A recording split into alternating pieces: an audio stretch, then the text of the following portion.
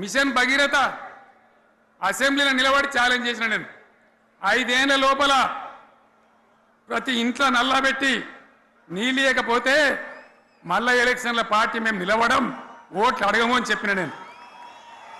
ఎవరు చెప్పాలి? దమ్మున్నోడే చెప్పాలి. చేసి చూపించినాం, నడిపించినాం, ప్రతి ఇంట్లో నల్లా పెట్టినాం. కృష్ణా గోదావరి నీళ్లు తెచ్చి ప్రతి ఇంటి ముందర దుంకిచ్చినాం. అది మీరందరూ దానికి సాక్ష్యం. ఇలాగా మంచినీళ్ళు కట్నే ఇల్లు పెట్టినపోయి ఉన్న పథకం కేసీఆర్ ఆయమల్ని అయిపోయింది. ఇంకా మంచినీళ్ళు కూడా ఇయ్యే సాధన అయితే లేదా?